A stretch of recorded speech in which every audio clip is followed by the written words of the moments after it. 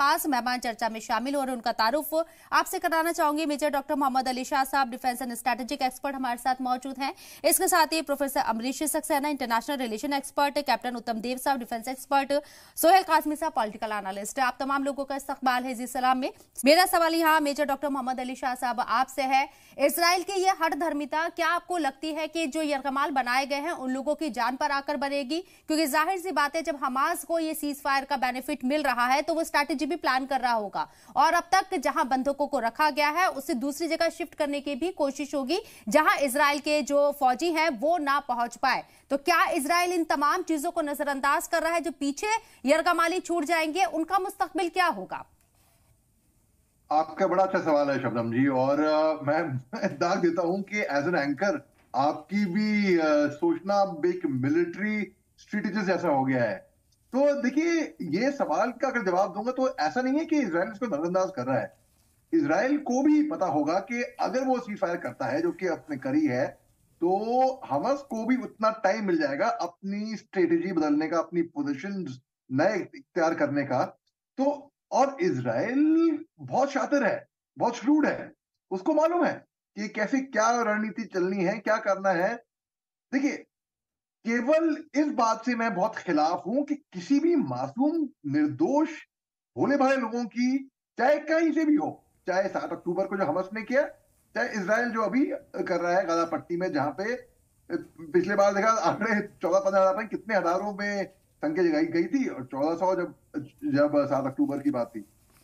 तो मैं ऐसे देख रहा हूं कि अगर इजराइल को खात्मा करना था हमास का, और मालूम था कि हमास गुफाओं में छुपा हुआ है, अस्पतालों के नीचे, स्कूलों के नीचे, तो दो तरीके मैं देख रहा था।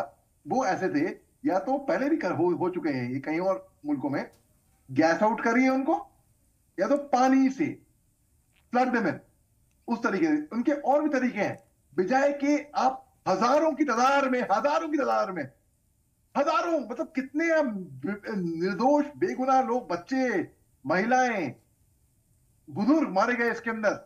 लेकिन ना, अब देखिए, इजराइल ने जो सीज फायर करी है, सीज फायर तो ठीक है, मगर कब तक? ये गोल्डन सवाल ये है। जैसे कि मेरे प्रीवियस पैनलिस्ट ने कहा कि हो सकता है कि वो सीज फायर बढ़ाए 1 दिन 2 दिन, ठीक है, उसके बाद क्या? चलिए, मैं तो कह रहा हूं 4 दिन बढ़ा दिया। एग्जाम्पल, हाइपोथेटिकल सिचुएशन दे रहा हूं मैं, सीज फायर बढ़ा दी।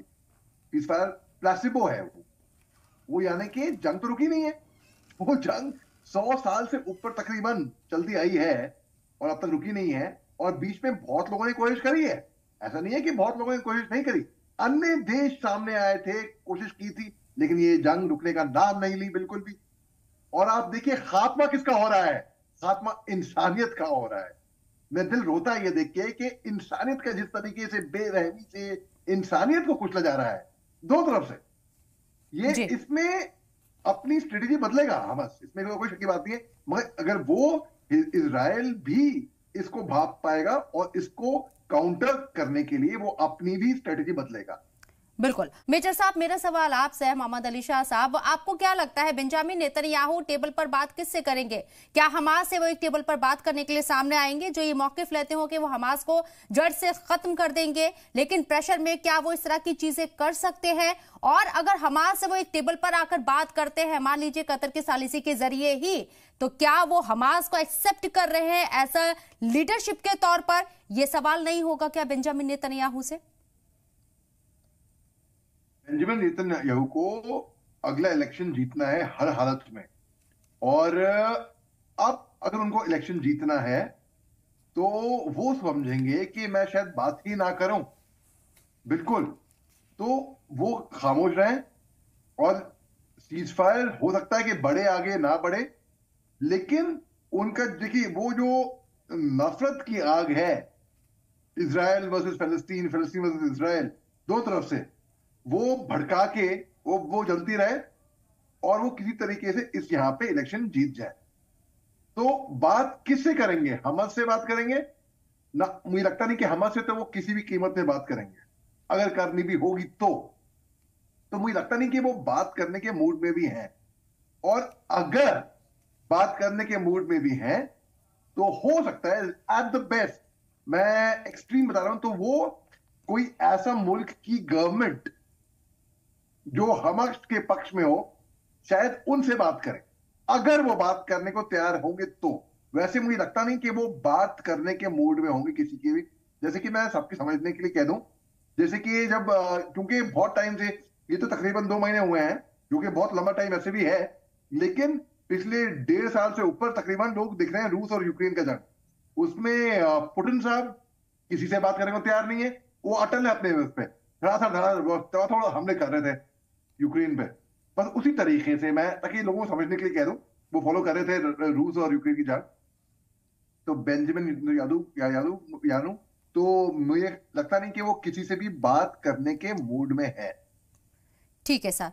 मेजर साहब, मेरा सवाल आपसे है, अभी क्या हो रहा है कि हम दिखाने के लिए आपके साथ हैं जो पिछले 75 सालों से हो रहा है फिलिस्तीन के लोगों के साथ, कि अरब मुल्क आपके साथ है, आप फिक्र मत कीजिए, हम आपके साथ खड़े हुए हैं। लेकिन जब बात कोई एक स्टेप लेने की होती है या कोई एक स्ट्रैटेजी बनाने की होती है, तब आप पीछे नजर आते हैं। अभी आपने ओआईसी की मीटिंग करी, दिवाली के आसपास जो मीटिंग हुई थी 12 तारीख को, उस वक्त तमाम जो मुस्लिम कंट्रीज थी वो एकजुट नहीं थी। आप यूएई को देख लीजिए, आप बहरीन को देख लीजिए, इन्होंने साफ पल्ला झाड़ लिया कि जब इजराइल के ऊपर किसी तरह का दबाव बनाने की बात होती है। और ऐसे में अब दूसरी तरफ आप चाइना से जरूर यहां पर बातचीत कर रहे हैं, लेकिन अमेरिका को आप मैसेज नहीं दे रहे हैं। आपको पता है कि अमेरिका इस मसले का हल कर सकता है, लेकिन क्योंकि अमेरिका से आपको अपने रिश्ते भी अच्छे करने, चाहे मिस्र हो, चाहे जॉर्डन हो, या फिर सऊदी अरेबिया हो, तो दिखावे का खेल ज्यादा चल रहा है बेसिकली।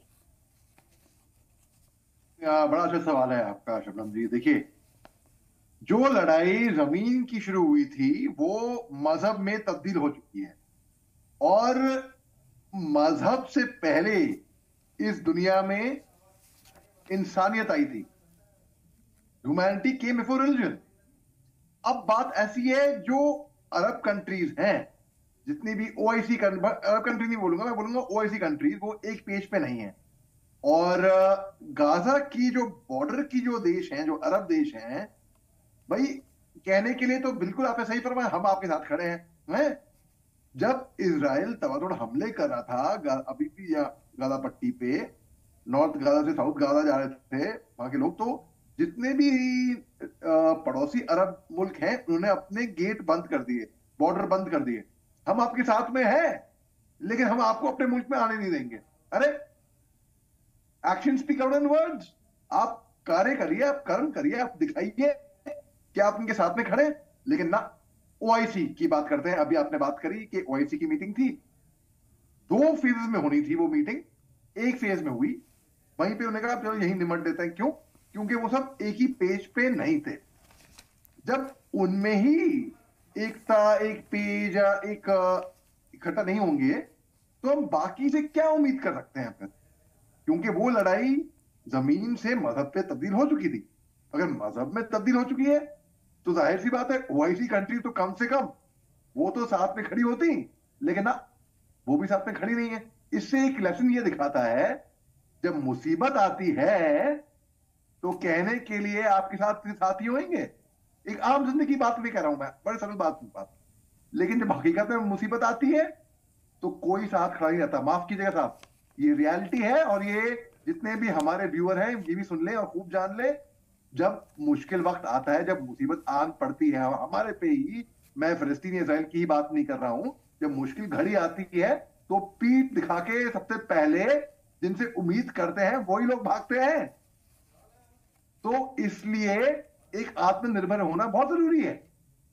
अब देखिए, ये मेरे को बताइए, जो गाजा पट्टी में लोग हैं वो जाए कहां? गाजा पट्टी में रहेंगे तो मारे जाएंगे, और बढ़ रही थी तादाद, हजारों की बढ़ रही थी हर रोज। ठीक है, बाहर मुल्क उस टाइम पे हम जा नहीं सकते। अब हम इजराइल जाए हैं, कहां जाएंगे वो लोग? उनके पास कोई ऑप्शन नहीं है। आगे खाई पीछे कुआं वाली बात है। कूदना तो खाई में भी है, या तो कूदना तो कुएं में भी है। तो मुश्किल घड़ी आन पड़ी है, अब क्या करें? बिल्कुल। तो बात जी, तो जब बात ऐसी है कि इसमें ये एक लेसन जाता है हम सब के लिए जी मोहम्मद अली शाह साहब, मेरा सवाल आपसे, जिस हमास को खत्म करने का आप दम भर रहे हैं, आने वाले वक्त में पॉलिटिकल बॉडीज में वो फॉर्म होने जा रहा है, ये बहुत क्लियर कट नजर आ रहा है, खासा में जब भी इलेक्शन होंगे उस वक्त की मैं बात कर रही हूँ। दूसरा मेरा सवाल है, हमास की स्ट्रैटेजी आप देखिए, जैसा कि अभी कैप्टन साहब ने भी बताया था शुरुआत में कि 50 से 60 जो आर्मी वाले हैं उनको नहीं छोड़ेगा इजरायली आर्मी को हमास, जो उसने यरगमाल बनाए हैं।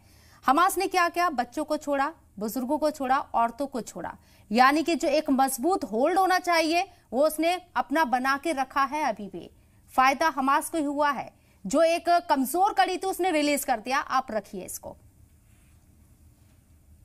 जी, पहली बात तो मैं जानता हूं कि हमास को भी शायद पछतावा होगा इस बात का, और कहीं ना कहीं मैंने सुन रखा था कि एक स्टेटमेंट भी आया था उनकी तरफ से कि उनके पूर्व कमांडर ने कहा था कि उनको तकलीफ है, उनको रिग्रेट है कि उन्होंने मासूमों को, बच्चों को और बुजुर्गों को और महिलाओं को बंदी बनाया था। तो हमास को भी इस बात से तकलीफ होगी, और इसमें हमास की भी बहुत खुल की निंदा हुई थी कि इन्होंने कैसे मासूमों को बंदी बना लिया। अब देखिए, क्या हम इसमें फायदा क्या हमास को हुआ है? हो सकता है एक तरीके से, क्योंकि इजराइल की भी निंदा हो रही है। जो लोग इजराइल का सपोर्ट करते थे वो कह रहे थे भाई हमारा तो ठीक है, उसको वो लोग मान्यता ना दे, इजराइल तो मुल्क है, गवर्नमेंट है, एक रिपब्लिक है। अब इजराइल जैसा मुल्क, अगर इसको मैं एक काफी गैर जिम्मेदाराना हरकत मानूंगा कि आप अगर हजारों भोले भाले मासूमों का कत्ल कर देते हैं, को मार देते हैं, तो पता नहीं कितने, मतलब 14,000 तो कुछ दिन पहले था, अभी पता नहीं लेटेस्ट कितना होगा, और बढ़ती जा रही संख्या सीजफायर के बावजूद भी। क्योंकि बॉडी मिल रही है। तो इसमें तो कहीं शक की बात नहीं, हमास तो अपनी स्ट्रैटेजी बदलेगा, और इजराइल भी ज्यादा स्मार्ट है, इंटेलिजेंट है। इजराइल भाप लेगा क्या स्ट्रैटेजी बन रही है, और वो भी तो इसमें, जैसे कि हमारे मुल्क के प्रधानमंत्री साहब ने भी कहा था जब रूस और यूक्रेन का जंग था कि जंग में कोई नहीं जीतता है, जंग में सबकी हार ही होती है। बिल्कुल, और जंग किसी मसले का हल नहीं है।